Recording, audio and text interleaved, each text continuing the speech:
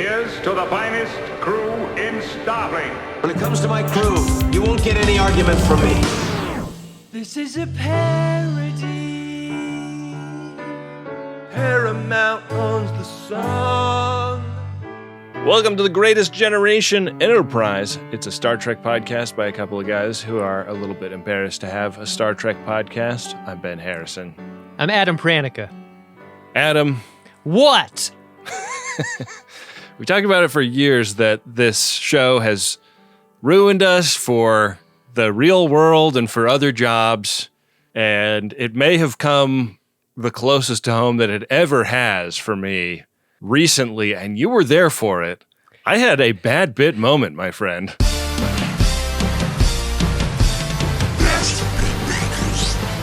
All I do is Bits. no matter what. You're always doing Bits. No matter what. You're always doing Bits. bits. I was doing bits. Bad bit moment. Bad bit moment. The part that hurts the most is you're telling me I was there for it.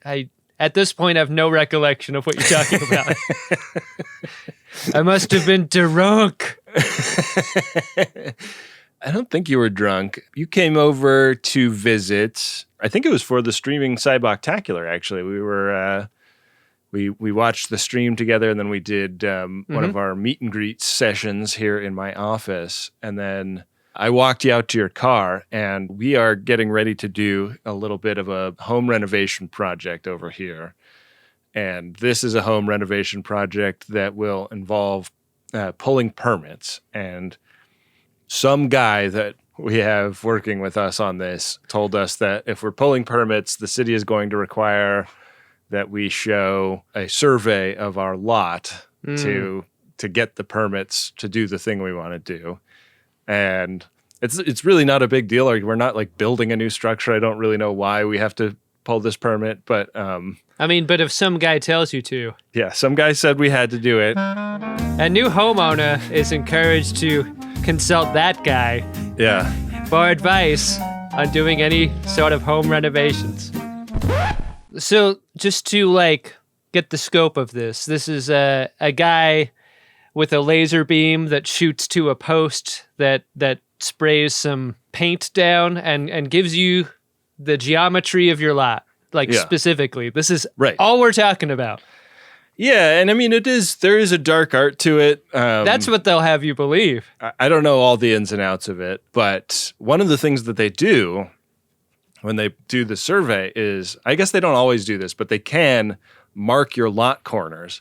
And when they marked the front corners of our house, the way they did it was they ka-chunked a little brass washer and nail or something into the sidewalk out front. And in the record, it's like the lot starts, 2 feet this way, because we don't own the sidewalk, but it does show exactly where the lot is orthogonal to that. So you and I walked out of my house after the streaming Cyboctacular, and I was like, hey, look, I got a new brass lot corner marker. And look at that. It's to the other side of the retaining wall between my neighbor's house and my house. So I can knock all this shit down. I'm bracing because you had some confidence there in that hypothesis. You walked to your car, said your farewells, and then I got out of there pretty fast. And then I heard a because a Benjamin with that kind of confidence is a very dangerous man. No good for anything. I heard my neighbor let a little cough go. They are gardeners par excellence, and they have lots and lots of plants in their yard. And so this was not just a yard decoration of a bent over ass that you see sometimes. This was ass actual. This was ass actual. I don't know for sure that my old sweet neighbor, who has been nothing but kind, heard everything, but she and her husband I've waved at them several times since that moment and just gotten stony, scowly faces. Oh, they heard, Ben. They heard. They heard it all. I've been lying in bed at night looking at the ceiling, why? What a stupid bit. So useless. It wasn't even that funny to Adam, who is the only person that really thinks I'm funny in the world. And even then, I mean, it'd be hard to tell by listening to the show. All I do is Bits. no matter what. You probably scared the shit out of him, Ben. Yes, exactly. Like, English isn't their first language. There's no way I'm going to be able to explain, I was doing a bit to my comedy partner for jokes about knocking your property down. All they know is that recently a survey team discharged a weapon into the sidewalk that fired an official-looking washer into it, and they got a neighbor laughing about how he's gonna drive an excavator through the side of their property. I am sick. I've been sick for weeks about this. Why haven't you talked to them, Ben? They won't talk to me. Ben, it's time to... You're gonna think this is a confrontation, but it's not. It's just a conversation. You just gotta... You know what? Here's what you do. Maybe you take one of those pies that your parents send you. You bring it next door as a peace offering, and you say, hey, neighbor, just wanted to say hi. Think you're great, and I'm not going to knock over your fence and destroy all of your property. Yeah. What you've done is you've left, like, there's an information vacuum here, Ben, that's just being filled, and you gotta stop that vacuum from exploding. I'm sure that they're sick too, right? They're worried that the guy that they used to think was a nice guy that lived next door to them is scheming on knocking their shit over. I'm sure as soon as you pulled up in the U-Haul, it was there goes the neighborhood for those folks. Is that a podcast mic? Oh my God, that's 2 SM7Bs. Oh, that means he's got guests. Oh God. You know that Paul F. Tompkins is going to show up at some point if he's got 2 SM7Bs. It's time to go permit only on all the street parking. And it's time to raise the fences. Ben, you know what you have to do. I do. I know.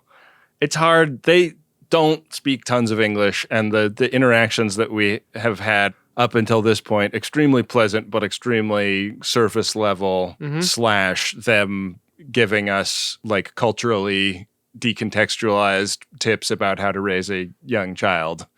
I'm sure that's welcome. Oh, okay. We'll give some consideration to that. You put potato in... you put potato in crib. Yeah, so... Boy, grow up strong. We are very worried about our reputation with Mr. and Mrs. Putin. I can do a fucking Polish accent. I'm Polish, okay? Yeah, I'm worried because they were like our preferred neighbors of the we've got neighbors on either side. Not anymore. Not anymore. I think now it's the other neighbors, huh? The other neighbors. Yeah. You blew it. I'm so fucked. What does your very nice wife think of this situation that you've ruined? She's basically taken the same position you have. It's just that I am too much of a coward to actually take this very good advice for action, or so far have been too much of a coward for that. You know what? As much as the information vacuum has been filled by your neighbors, you're filling your own vacuum with dark thoughts, man. It's not as bad as you think. That thing where you have the conversation in your head a million times. Oh, you got to get out of that business, man. Yeah, that's no good. Those are the psychic wars. You gotta lay down your psychic firearm, turn it into psychic plowshare. Beat my psychic sword. Yeah, that's what you gotta do. Yeah. You first. I mean, work in progress.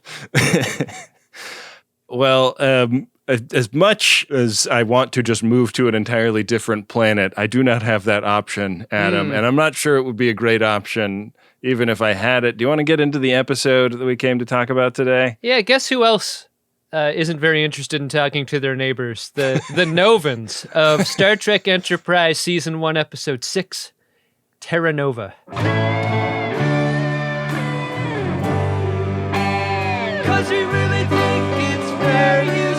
So we start looking through like a photo album of old photos of an Earth-like planet. And this is Travis Mayweather and Hoshi Sato like doing some archival research on this lost colony.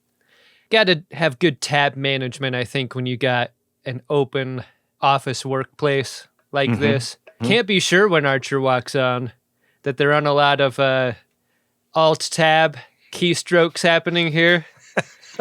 That's got to be a trip if you're a manager, right? You know when you're walking around the cubicles, you're hearing a lot of click-clicks, you know? Right. Yeah. Oh, there's a spreadsheet in this cubicle as well. Wow, just look at how productive everyone is. Nobody's listening to The Greatest Generation on the YouTube page in their headphones. Nobody. Travis has been digging through the archives. There's tons of data here. We learn a little bit about what they're looking at. This is a lost colony. Whatever happened to Terra Nova? Is anyone still there? That's what this mission's all about, and Enterprise is going to arrive in 3 hours. Fortunately, dinner time is in between now and then. So the captain convenes his captain's table, has a little conversation with Trip Tucker and T'Pol. I love this moment for Trip Tucker when he's like, oh yeah, like, I mean, I'm surprised Vulcans don't know about early space colonization efforts by humans because we learn about that stuff in elementary school. And she's like, name one Vulcan survey mission you learned about in elementary school. History was never my best subject. This is what happens when T'Pol drinks a little too much lemon-infused ice water. Right. She just starts talking shit. Yeah, it's very rude. I mean, there's like a whole genre of this on the internet, like the video of somebody going to a political event and asking someone who showed up there and is very excited for a politician about some reason that they're voting for politician, and then they like can't go any deeper than the talking point.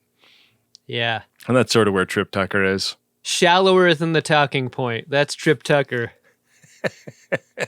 Archer gives the assembled dining companions a what's up. What's up with Terra Nova? This was the first manned expedition outside the solar system, so it was a pretty big deal 70 years ago, at least up until the moment when communications broke down. Turns out, as soon as this colony set up shop, they didn't much like the idea of more colonists ever arriving. The colonizers do not want to be colonized. I love the idea of this many people. You only find this out later. This is an enormous planet. And by colony, boy, are we using that word liberally. There's like a couple hundred people on this little dot in the northern hemisphere. A great big planet remains. Yeah. They felt like... this was their land, their birthright. Yeah. And anybody else that Earth wanted to send out was not welcome. And they just stopped picking up the phone at some point. I love that the mystery was permitted to remain. Like, the conversation goes from that to Archer being like, yeah, and then, it's 7 years back and forth. No one's just going to do that for nothing. What if they're not home? And T'Pol's like, you could have asked us. Like, we're in the neighborhood. And Trip Tucker and Archer kind of agree that would have been just too much of a pain in the ass. You don't want to ask favors of the Vulcans. So they didn't. And so here they are. They pull into orbit. The planet looks great. Really does. It looks just like Earth, but with different shape of continents. And... classic Archer hailing frequency message here. He's like, hey, we're from Earth. Here's what we're all about and the code to our weapon systems and anything else you'd like to know. He just starts taking books off the shelves and like opening them at the view screen and throwing them behind. My social security number is 642. You know that something bad has happened on the surface when they don't respond to this message. Yeah, there's no biosigns downstairs, and they're also picking up low levels of radiation. And they're like, radiation seems bad, but it's not bad enough that we can't go down and like knock on the front door of their colony. So the shuttle heads down and lands in a classic like Firefly by Joss Whedon level Old West town. Like right on down to a wagon wheel or something. Yeah. I know it's a bike wheel. Shut the fuck up. That wasn't for you, Ben. That was just like to the person in their car. Like, what? Yeah, we heard you. A lot of people don't think podcasting is a two-way medium, but it is. Yeah, podcast goes both ways now. Surprise, motherfucker. Kind of a great shot composition. I like this. Reed spinning that wheel. Work, work. That wheel just spins around. It's dusty. Yeah, but there's nobody home in this town. We learned that the radiation 70 years ago, which is a number we've heard before, would have been lethal. Yeah. How much at this point were you looking forward to the idea of yet another classic Old West Star Trek episode? Because this kind of had all of the trappings of a Old West town, Dust Bowl shootout situation. Right. I wanted to find out if Malcolm Reed is as comfortable with a shooting iron as he is with a woman's heart.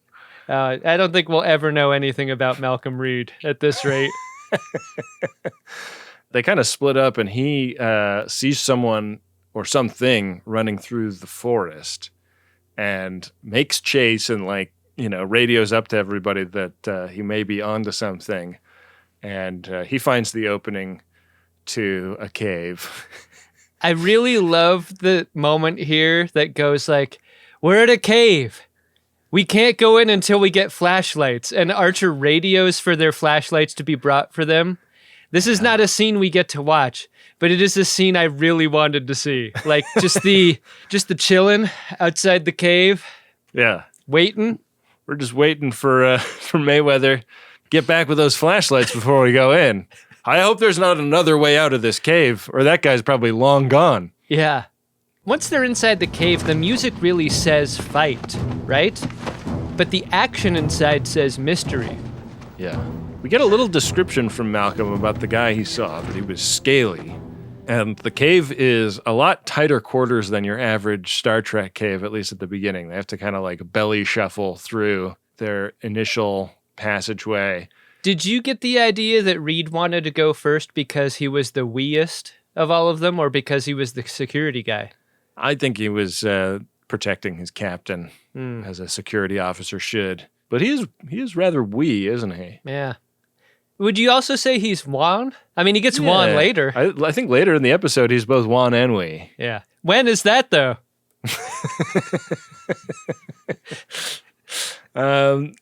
Later, when he's wan and wee? Yeah. He wins when he's wan and wee. Finally, they arrive at someone's underground home base. Yeah. We see an armadillo puppet shimmying around. There's writing on the walls. It really seems like an exhibit in a museum that's this is how ancient people used to live. And it's skin drying and wicker baskets and hand tools and stuff. Yeah. And the shells of those dillers. Yeah. Lots of those. There's nothing more alien looking than a cauldron of purple soup. Am I right? What do you think was the most shocking soup you've ever seen in movies or TV? Because I bet you got an answer for this. This might be it. I mean, there's definitely some ones in your Indiana Joneses of the world that are My mind went straight to hand soup from Conan the Barbarian. Sure.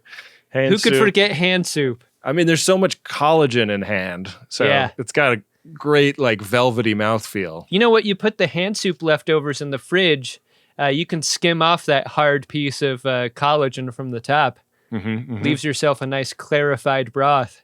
Yeah. Down below. I went to a Hungarian restaurant once and had a cold pigfoot soup that was Jell-O texture. It was just a clear gelatin that tasted like pigfoot. You know, on a hot day, I mean, put that in a fucking sports bottle, man.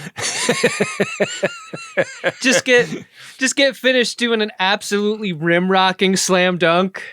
Go back to the bench, spray your face and chest with that cold pig hoof soup. Pig hoof soup. Is it in you? That's what makes the Hungarian rec league basketball so amazing. Yeah. And so fragrant, I think. Are the Hungarians going to hate us after that? That's not an anti-Hungary position. I liked the soup. I know. I was eating it and I was surprised when I found out what it was because Oh, you didn't know before. They're like, is hand of pig. Here's what it was. It was in Pennsylvania, so we'd left the bag that we brought all our wine in because most restaurants in Pennsylvania, I don't know if this is still true, but they used to be like BYO for the booze. And we brought a bunch of wine and left the bag that we brought it in. And then when we went back the next day to get the bag, the chef was there and he's like, oh, you need to try this. And I was like eating it out of a bowl and I was like, damn, this is really good. It's not a flavor I would ever associate with this Jell-O texture. And he's like, eat pig hoof. And I was like, oh, cool. Maybe tell people that first. Amazing. And that is how you developed a taste for a very special kind of soup that your wife can never know about. Yeah. FODs. Shh. It's just between us. That's our little Siki.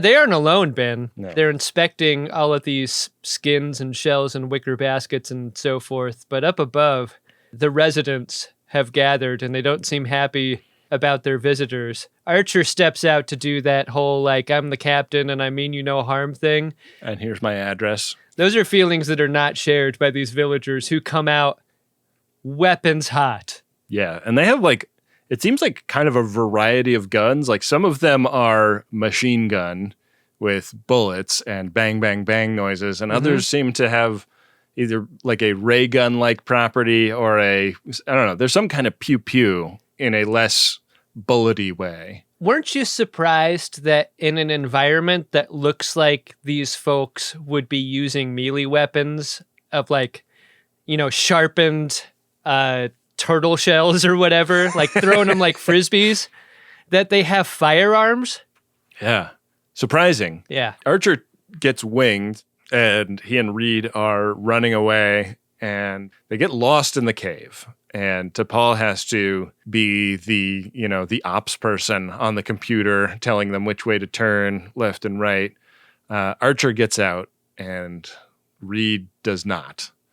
Reed gets got. You think he's going to make it. He's just hobbled a little bit. But then when Archer just sees a flashlight and nothing else, that's it. Bad news bears. He's gone. Shit is getting really real, really fast because everyone's in full retreat mode. Everyone besides Reed makes it back to the shuttle. And Archer orders them to take off. And while they do, T'Pol drops a knowledge bomb on the group. Those weren't aliens. They're humans. And Archer's like, what? Their soup was purple. How could they be human? And why were they shooting at us? We gotta go back for seconds.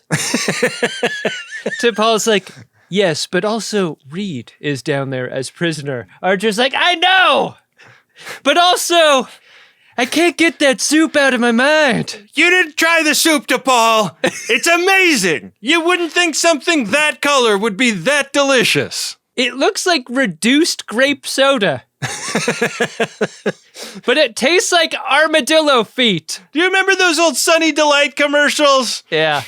This is purple stuff. I didn't mean to 300 that line reading, but... It kind of works for this episode. Yeah. So Reed is alive underground. Oh, you're drinking purple stuff too. What do you got there? I've been kind of hooked. This is not branded content. I've been hooked on prebiotic soda. Oh. So I'm drinking one of those that's supposed to taste like a Dr. Pepper. Interesting. I tried one of those the other day at a children's birthday party and found it revolting, but it might have just been the wrong flavor.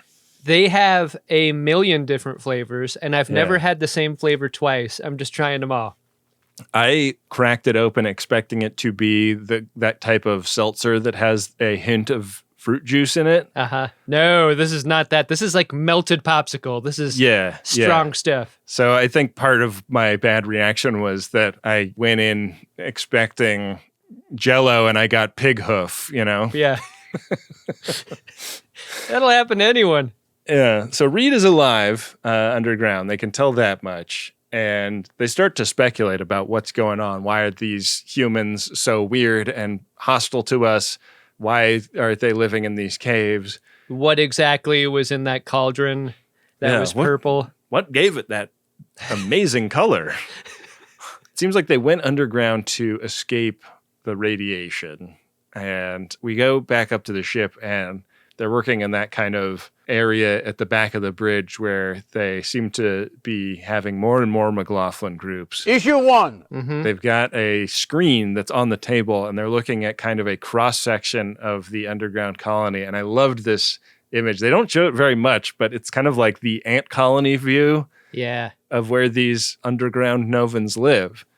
This made me miss Sim Ant, the game. Sim Ant was awesome. I loved that game. Here's a hot take. Sim Ant, the best sim game.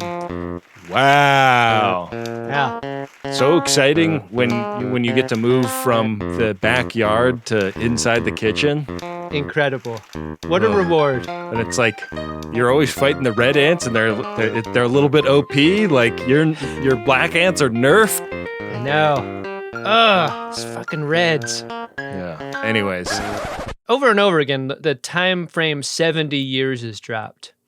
And we learn that the folks who live on the planet are like many generations have risen up in that time. I think 3 generations is what's mentioned.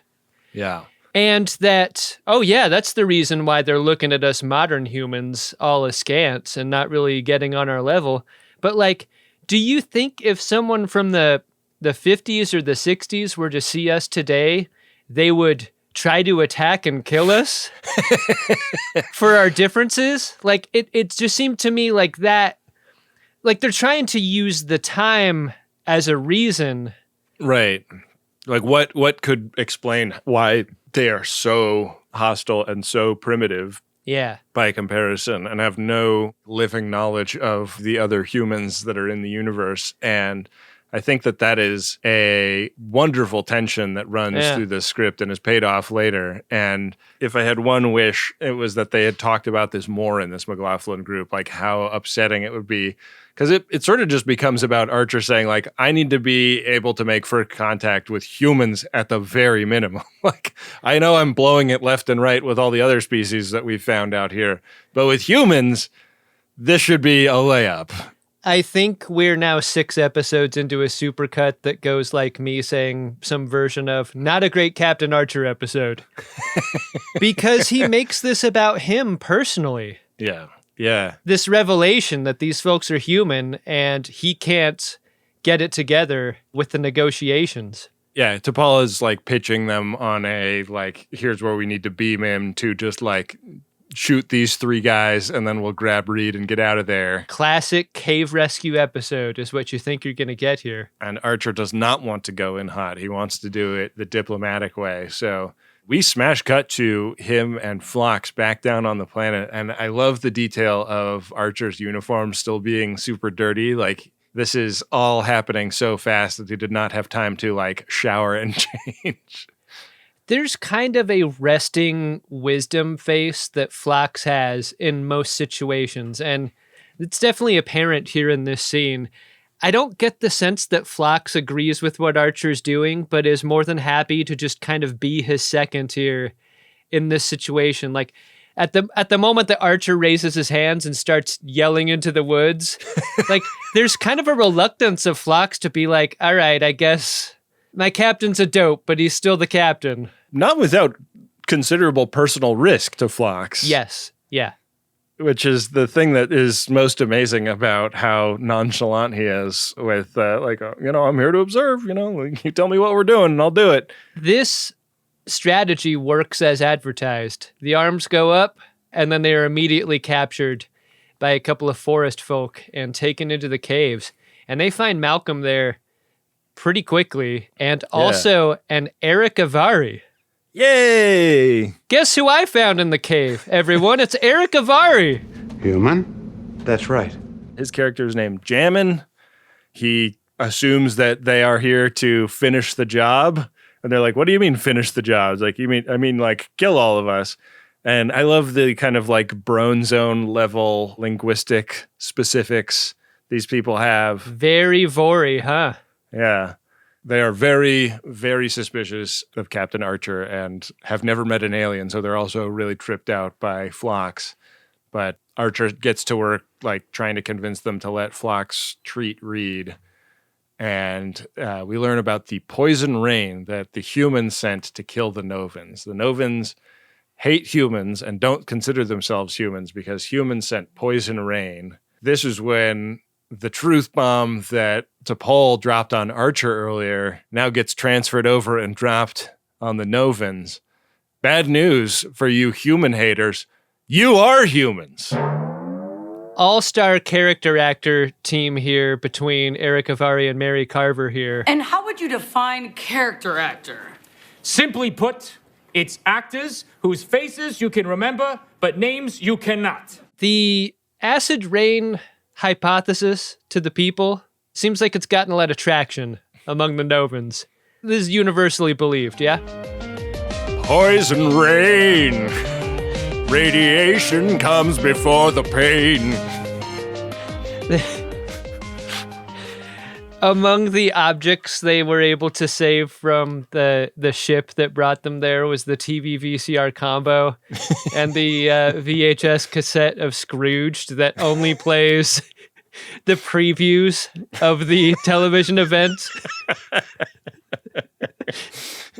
The rest of the tape got wiped. Yeah. Face of the fart. And you will never take the greatest gin alive. Ben would rather die. What? Phlox also lets Nadette know that she's got a case of lung cancer. No big deal. Yeah. Easily curable. I love that they try to negotiate bringing her back to the ship to cure her.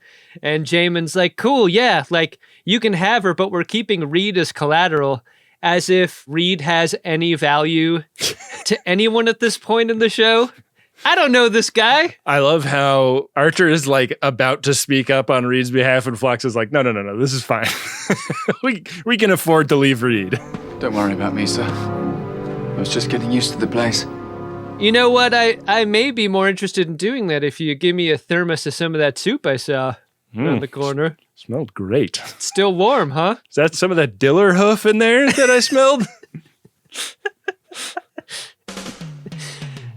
Hello, I'm Phyllis Diller for Diller Hoof Soup Company.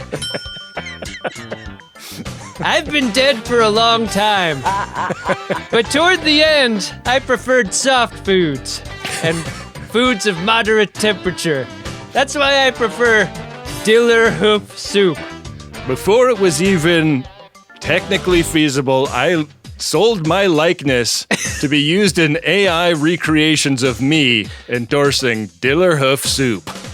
Advertising revenue has been so poor for podcasts lately that my likeness has been purchased by the Greatest Generation podcast. What a slap in the face to me, Phyllis Diller, a member of the Greatest Generation.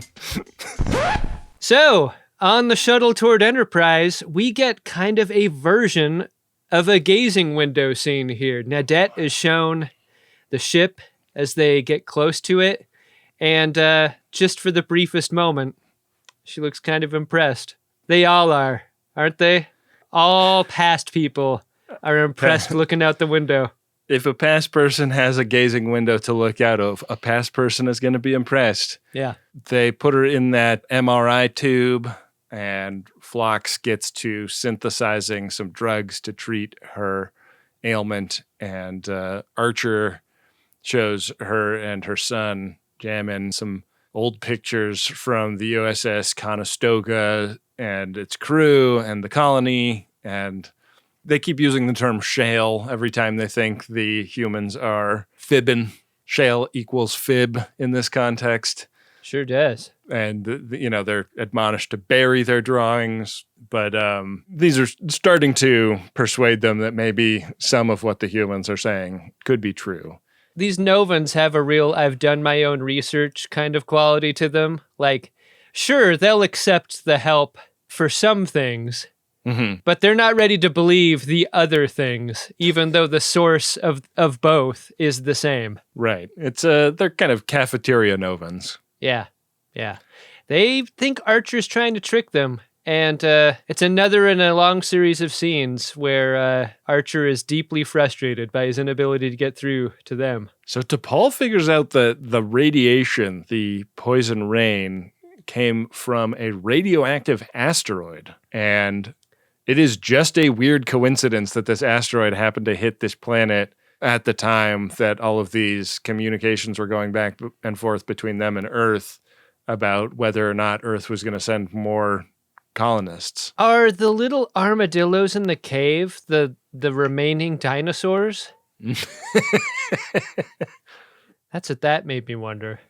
Interesting. Yeah, let's go ahead and say yes. It's easy to get paranoid when you don't know exactly what caused your problems, right?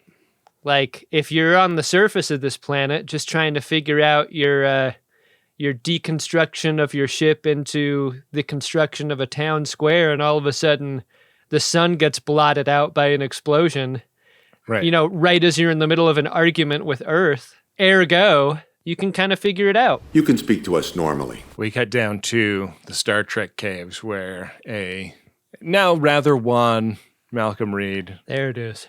He's trying to talk shop with a Novan heavy who's there guarding him like, oh, like, I recognize some of your old like antique guns that you guys use.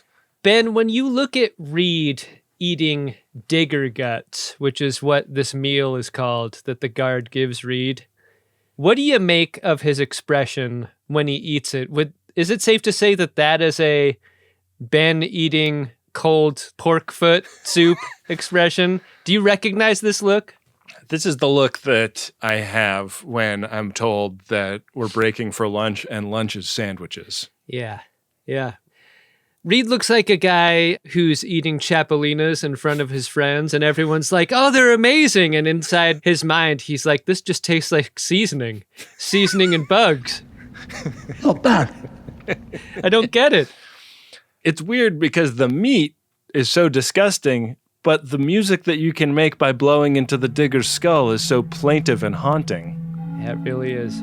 You get the sense that Chakotay would have loved this moment. Sounds great. Were he to be a past person, which he is not. I like this moment too, because it felt like a unique and specific music to these people. Like, it didn't feel like it was the pan flute that they used to play for Chakotay. It feels like whoever was tasked with making up whatever the Novan music was going to sound like actually went and came up with something pretty unique and interesting and beautiful. To me, it sounded a little unfinished, Ben. I think you need some percussion in here, especially if we're looking around at these little armadillos and we see their hollow bodies. Let's start hitting them like drums. You wanted a yub nub. That's what you wanted. God, I did want yub nub so bad. That's what this scene was missing for me. Well, we didn't get it. I often want yub nub and am unable to get it. That's just a problem with life in general these days. Yeah. Yub Nub is gone. They took Yub Nub away. Never to return. Yeah. So one thing that has been kind of a project since they first put down on this planet is getting something out of the comms buffer from the old colony, because there's still a broadcast tower. And finally, the last transmissions from the comms buffer are uncovered. And we do learn that the Nova colony interpreted this asteroid impact as an attack by Earth. And this was a broadcast by the captain of the USS Conestoga going like, what the fuck, guys? Like, I know that some of these people are nuts and have threatened to kill anybody new that you send. But this was a total overreaction. It kind of seemed like we get some names here. We get that Captain Mitchell name, but we also get the Mark Logan reference. And he is identified as the rabble-rouser of the bunch that was opposed mostly to the idea of more colonists arriving. And it seems like Logan kind of got to Mitchell, got in his ear, and made Mitchell the paranoid that he is in this scene. Yeah, it's really interesting. How much did you want to see face? I did want to see... Audio is interesting, but I want to see my captains, you know? Yeah, like that episode of TNG where they find the dried out old body of the ship's captain, but then they get to watch his last captain's log. Yeah, I like those scenes. Would have been nice. Yeah, we learned that the young children were the only ones that were enough okay with the radiation, that they were able to survive, and they survived by going down in the caves. And I love this revelation. This is why the Novans are such dum-dums. Yeah. Is that it was all little children. You got kids teaching kids, like the worst. It's a Lord of the Flies situation down there. You don't have the conch. Doesn't matter what you say. Yeah. So Archer gets summoned to 6 Bay, and Nadette has been cured of her cancer, but Phlox has some bad news, W/R/T, her health and the health of Jammin. And that is that the water supply on Terra Nova has become contaminated, and they are starting to break down on the molecular level, and there's nothing Phlox can do. It's you've got to start drinking water that isn't this. Not even purple stuff will help them at this point. Yeah. Archer tries to tell Jamin and Nadette all of this about their immunity to the radiation running out, and they're not really trying to hear that. And then Archer decides to show Nadette more pictures of what their society looked like before the acid rains, and specifically a picture of her and her mom. Her mom, Vera Fuller, whose daughter was named Bernadette. So Bernadette shortened to Nadette. Yeah. And Nadette is that's so weird because it's just it's like one of those old lady names. You don't expect somebody to name a young child Bernadette. Jamin is ready to fly off the hook here. He's getting more and more agitated, and finally he's take us back to the planet. Not trying to look at any more of these pictures. Is he supposed to be Benjamin to the same way that she's Bernadette? Wow.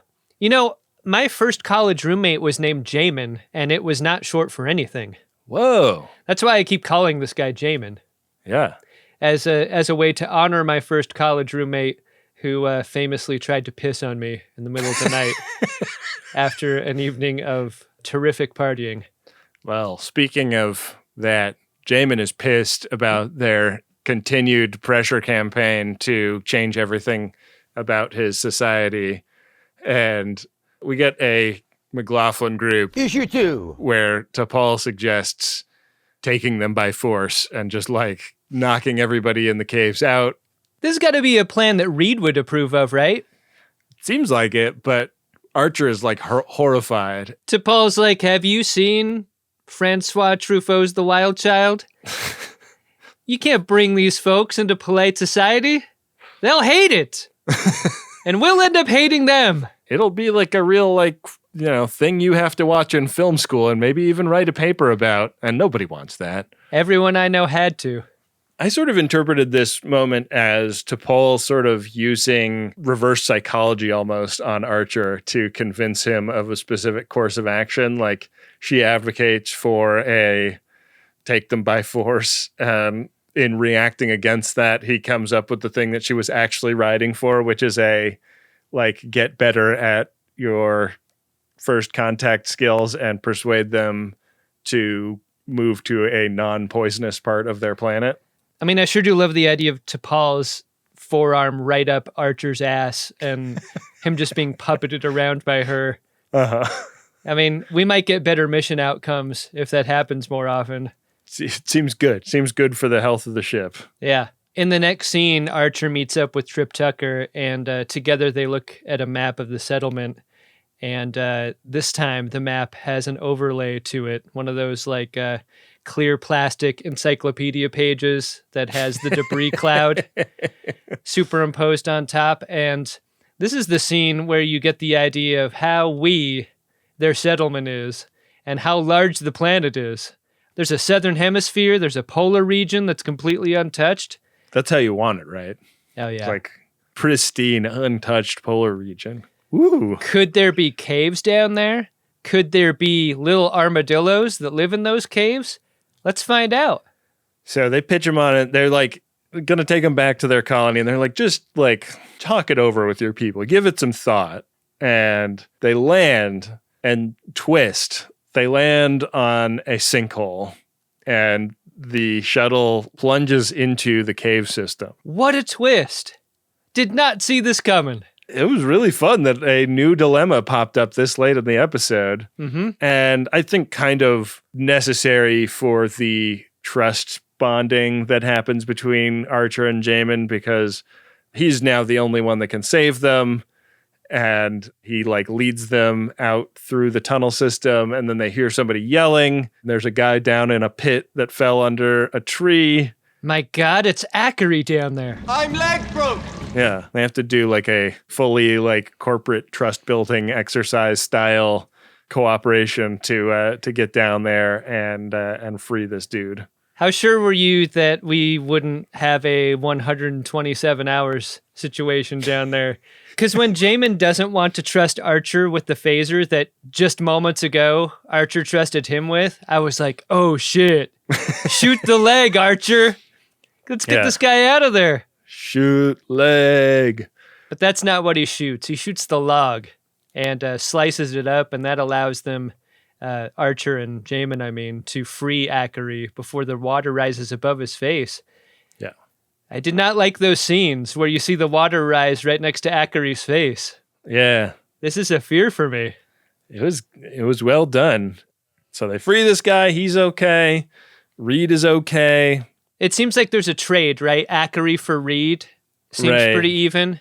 And then Nadet is like, Jamin, you made a promise to Archer. You got to say the thing. And Jamin's like, okay. Say the thing about the Southern Hemisphere and the polar region. Don't leave the polar region out. Jamin's like, Mom? Ugh. Don't talk to me about the polar region.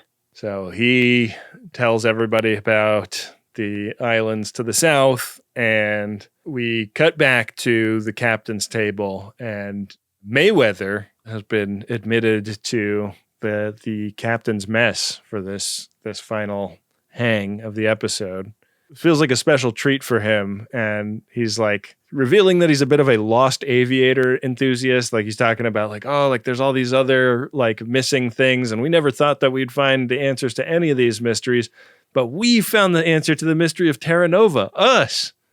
In this scene, Archer becomes the bad manager at every workplace because Mayweather shows an interest in a task, and Archer's like, cool, why don't you write up the whole report about it? That'll be great. You're stuck with the paperwork, Mayweather. I think that sucks. Fuck you, Archer. I wish they held on Mayweather's face a little longer as he goes through the stages of realization of what this is. Oh, wait, I only get invited to these dinners if I leave having taken some new bit of business to do. Ugh. Huh. And there's our credits. You like this episode, Ben?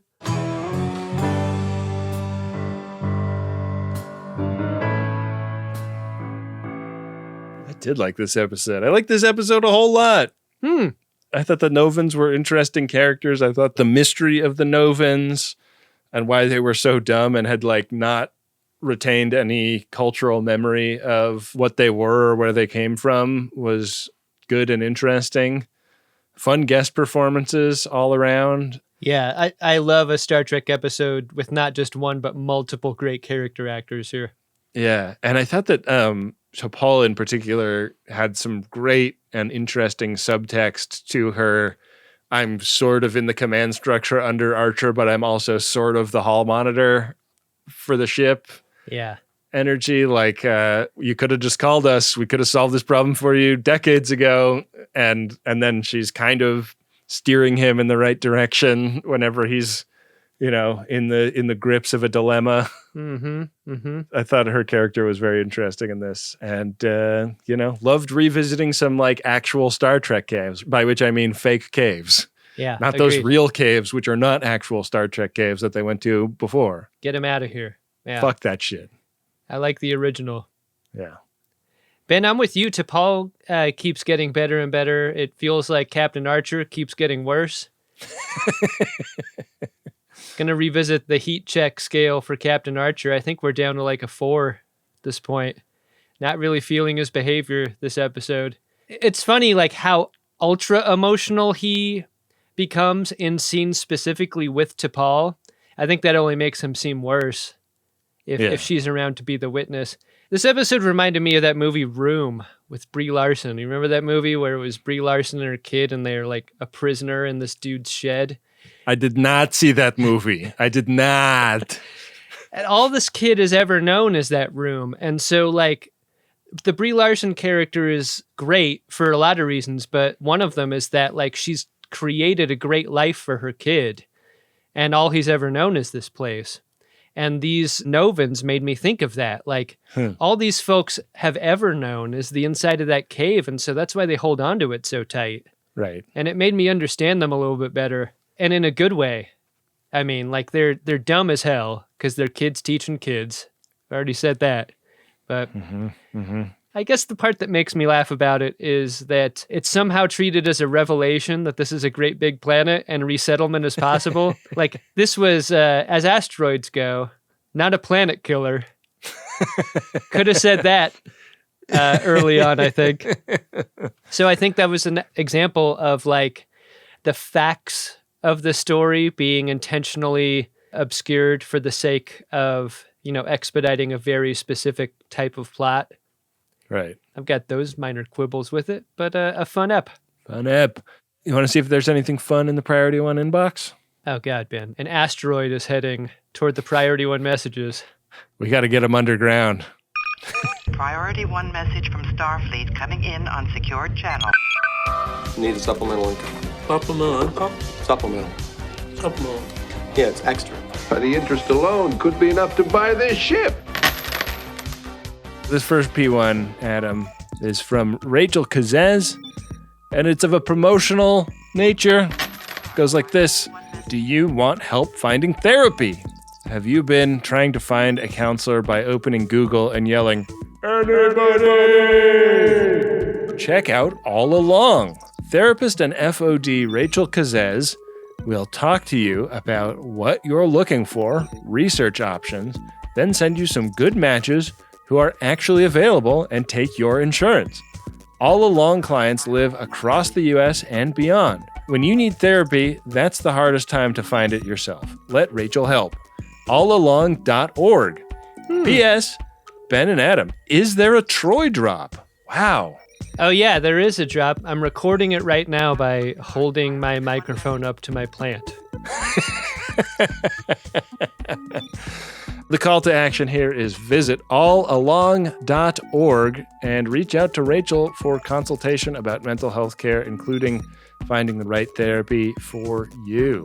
That is a great service, and one I think, honestly, like the insurance companies should just be providing it, but they aren't. I have quite good health insurance because I'm lucky enough to be married to somebody with good health insurance, and my insurance company's website, it lists a whole bunch of therapists that don't take my insurance or aren't accepting new clients or whatever, and it's very frustrating and hard to wade through. So allalong.org sounds like a terrific resource and definitely a thing I would recommend if you are out there looking to get into therapy. Make it easier for yourself. Don't give yourself any excuses not to get into that chair and talking to that person. What Rachel said about the hardest time to find one is being when you're like in the middle of some shit is something that makes a lot of sense. Don't defer your mental maintenance for the moment you have a breakdown. Get a situation going, and Rachel can help. Hell yeah. Ben, we've got a Priority 1 message here from Darkest Time Britta from the Discord, and it's to Ben and Adam. Okay. Her message goes like this. Dear Ben and Adam, we met at Sketchfest. I was the 46-year-old lady who was a little bit embarrassed to ask you to sign her lunchbox. You were both so kind and generous.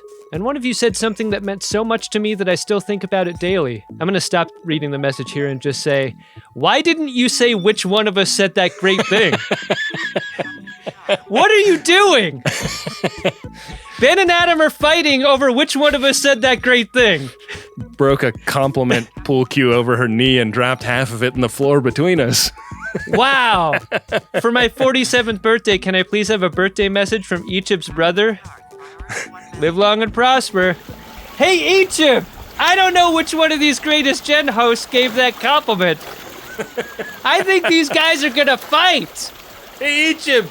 Darkest Time Britta really lived up to her name of being from the darkest timeline because she just doomed this podcast to ending bitterly because Ben and Adam can't agree who is the nice one of the two of them. Hey, Ben! I've got plenty of fluid on the floor to hold Adam's face into until the bubbles stop. Why don't you drag his scrawny ass over here? Our final P1 today is from Matt, and it's to Ben and Adam. It goes like this. Just discovered this podcast and wanted to send a few bucks as I work through the back catalog. I'm on season 1 of TNG, and I can't wait to listen to every episode and see which episodes you veto along the way. I'll try to drop a P1 at the end of each season as I listen through. Keep up the great work. Wow, that is a lot of P1s. How about Matt? In the deep, deep back stacks. We should see if we can get a bank loan for $2,100 based on this promise that Matt has just made. Amazing. Yeah. That's collateral right there. Sure is. See you when you catch up, Matt, in the year 2047. Wow, if you'd like to get a P1 or several P1s, you can do it by going to MaximumFun.org/Jumbotron. $100 for a personal and $200 for a commercial message, and we really appreciate folks that get them.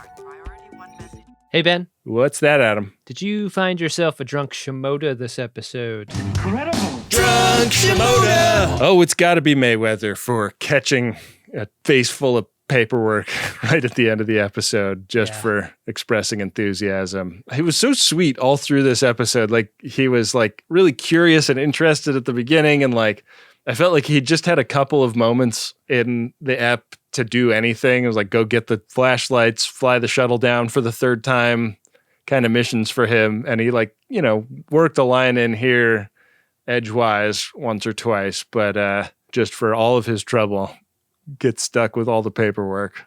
I mean, that's what you get for being a tryhard, right? Yeah. You get punished. That's why Mayweather's my drunk Shimoda also. Different scene, though. That moment when they're in the shuttle and they're going back to the surface together, Archer tries again to make the case that, you know, we can make this right. Humans aren't so bad. We could be good for you. The composition of this is just a little loose. Like, we cut over to the captain's chair of the shuttle, and Mayweather wheels around, and it's like cowboy shot in the chair. Like, it's almost full body, and he's like, yeah, we only want to make you feel good. And then he wheels back around. Like, that's all he says. He's so sweet. Like, I can't help but really like Mayweather, and I can't help but feel like it's Star Trek malpractice. The way they're taking an enthusiastic crew person and using him in this way. Yeah. Where's our Mayweather episode? There better be one. Got to get a Mayweather episode. Face of the fart. Well, speaking of that, let's take a look at what our next episode shall be. It'll be Season 1, Episode 7, The Andorian Incident, when Archer and his crew pay a friendly visit to an ancient Vulcan monastery. They stumble into an interstellar conflict between the Vulcans and their militaristic rivals, the Andorians. Oh, the Andorians. The Andorians. Excited about this one. And to find out how that episode is gonna go, I'm gonna go over here to the Game of Buttholes, The Will of the Riker, Quantum Leap. Ben, we could go anywhere on this game board. That's part of the fun when you roll that 100-sided die. You're required to learn as you play. Roll. You know, we just had a regular old episode this time, and this roll will determine if we do a thing next time. Oh boy, and we are doing a thing, Adam. I rolled a 69. Nice. Which took us up to square 88. That is a temporal Cold War square. We must react to 3 old, bad reviews of The Greatest Generation in the next marathon. Amazing! Wow! I've never been more grateful to have a great producer on this show, because I know that's not going to be my job. She's going to have a lot to dig through because we just got over 5,000 total reviews for Greatest Gen on Apple Podcasts, a monumental achievement in my mind, and I'm positive only a couple thousand are negative. Well, Adam, Wynde is not going to have to do any of that because I'm going to invoke the first veto Shut up! of this series. I really wanted to do this. Oh, are you just not in a mental headspace to read a negative review, Ben? Come on. I'm going to admit it. I'm not. I'm on an emotional knife edge right now, and I don't want to read mean things people have said about me. Ben, I would be both a hilarious and the worst kind of asshole to make you endure 3 old bad reviews of The Greatest Generation. And here's the thing. We've gotten very few bad reviews of this show. One of the things I'm most proud of is that we've gotten 5,000 mostly great reviews of this show. And thanks to all the FODs who have made it the most and best reviewed Star Trek podcast on Apple Podcasts. It still blows my mind that that is a thing we can say. Maybe we'll get to those bad ones in a moment you're feeling a little better. Because I'm curious. Yeah, that sounds nice. I want to roast those people. Yeah, one day. Maybe we can marshal the FOD support to flag some negative reviews as offensive. That'd be nice. Yeah. I'm offended. I know that they offend me. Yeah. My delicate sensibilities. We got a bunch of bullshit a couple years ago from some people who would regret their review if they knew the truth. So yeah. Get those out of there. I really appreciate all the folks leaving the nice ones, and appreciate all the folks that support us who are going to get a cool bonus episode out of this. Let's get this done. All right. Let's read some credits. That bonus feed is getting absolutely stuffed. It really is. We got to thank Wynde Priddy, who produces all of that stuff and edits most of it. She got anti-Mayweather on this one. For a moment, it looked like she was going to get some more work. Mm-hmm. No work. She doesn't have to go to those reviews. How about no? We got to thank the great Adam Ragusia for the theme music of this podcast, and Dark Materia for our original theme song. Got to thank Rob Adler for running our @GreatestTrek social media accounts on all social media, and the great Bill Tilley, our temporal Cold War time consigliere. I almost said sommelier. Oh, yeah, he could do that too. Our wartime sommelier and consigliere. You're going to need one of those. Thanks to everybody participating in all the great communities on social. Look for them on Facebook, Reddit, drunkshimoto.com for Discord people, and greatestgen.fandom.com to check out the wiki.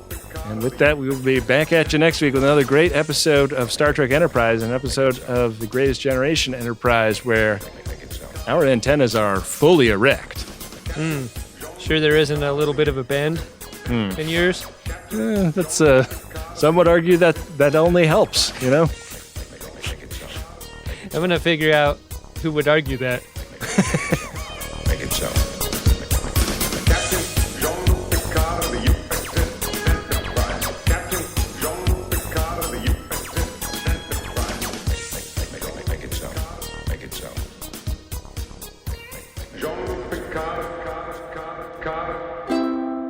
Maximum Fun, a worker-owned network of artist-owned shows supported directly by you.